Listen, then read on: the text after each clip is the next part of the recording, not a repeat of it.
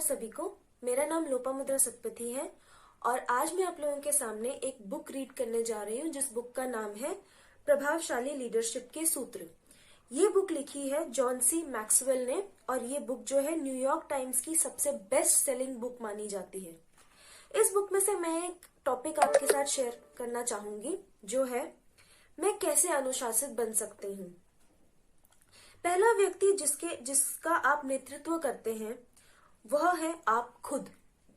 शिखर तक मार्ग कठिन होता है। बहुत कम लोग उस मुकाम पर पहुंच पाते हैं जहां उन्हें अपने क्षेत्र के श्रेष्ठतम लोगों में गिना जाता है और उससे भी कम लोग को सर्वश्रेष्ठ माना जाता है। सार्वकालिक सर्वश्रेष्ठ। लेकिन ये जेरी राइस की उपलब्धि है। उन्होंने फुटबॉल के वाइड रिसीवर के स्थान पर खेलने का सर्वश्रेष्ठ खिलाड़ी कहा जाता है। उनके रिकॉर्ड्स इस बात की पुष्टि करते हैं। जो लोग उन्हें अच्छी तरह जानते हैं उनका कहना है कि वे नैसर्गिक खिलाड़ी हैं। शारीरिक दृष्टि से उनके पास कमाल की ईश्वर पद्धत नियामतें हैं, लेकिन सिर्फ यही उनकी महानता का राज नहीं है। उनकी सफलता की असली कुंजी है उनका आत्म अनुशासन। वे मेहनत करते हैं, तैयारी करते हैं हर दिन भर, जो पेशावर फुटबॉल जगत के कोई दूसरा नहीं करता।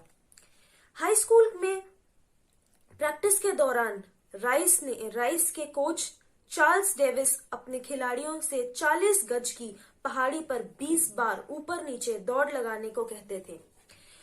मिसिसिपी के एक बेहद गर्म और उष्ण भरे दिन में भी राइस यही काम करते थे, लेकिन 11 चक्कर लगाने के बाद उनका हौसला पस्त हो जाता था। जब वे बाकी लोगों को चकमा देकर चोरी छुपे लॉकर रूम की ओर बढ़ते तो उन्हें एहसास हुआ कि वे ये क्या करने जा रहे हैं। उन्होंने खुद से कहा, कभी मैदान मत छोड़ो, क्योंकि जब आप एक बार चकमा देने और छोड़ने की प्रक्रिया शुरू कर देते हैं तो कुछ समय बाद आराम की मुद्रा में आ जाते हैं। वे दोबारा लौटे और उन्होंने पहाड़ी के बचे हुए चक्कर लगाए। इस घटना के बाद उन्होंने किसी मैदान को नहीं छोड़ा। पेशावर खिलाड़ी के रूप में वे एक और पहाड़ी पर दौड़ लगाने के लिए मशहूर हुए। कैलिफोर्निया के सेंट कार्लोस के पार्क की 2.5 मील की ऊंची नीची पहाड़ी पर राइस हर दिन चढ़ने उतरने लगे। इससे उन्होंने अपने वर्कआउट रिजीम बना लिया। दूसरे शीर्ष खिलाड़ी भी इस पगडंडी पर उनके साथ बराबरी से चढ़ने की कोशिश करते थे, लेकिन वे पीछे छूट जाते थे और राइस के स्टैमिना से आश्चर्यचकित रह जाते थे। लेकिन यह राइस की नियमित दिनचर्या का एक हिस्सा भर है। फुटबॉल सीजन खत्म होने पर जब बाकी खिलाड़ी मछली पकड़ने जाते थे या खाली समय में फुर्सत से लेटे रहते थे, तब भी राइस की सामान्य व्यायाम दिनचर्या सुबह 7 बजे से दोपहर तक चलती रहती थी। एक बार किसी ने मजाक किया था, उसकी शारीरिक स्थिति इतनी अच्छी है कि वह जेमी ली कॉट्स को जेम्स और जोसन जैसा दिखने पर मजबूर कर देता है।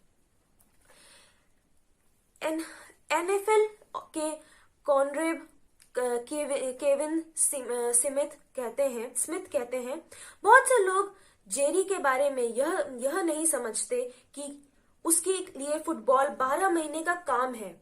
वह नैसर्गिक प्रतिभा का धनी है, लेकिन इसके बावजूद वह मेहनत करता है। यही बात है जो अच्छे को महान से अलग करती है।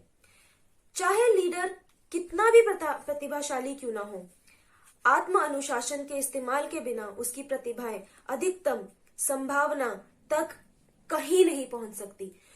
आप ये देख सकते हैं, ये कंक्लूजन कि आप चाहे कितनी भी कोशिश करें, लेकिन अगर आपकी कोशिश के अंदर आपके साथ अगर आत्म अनुशासन नहीं है, सेल्फ डिसिप्लिन नहीं है, तो आपकी कोशिश ना के बराबर है।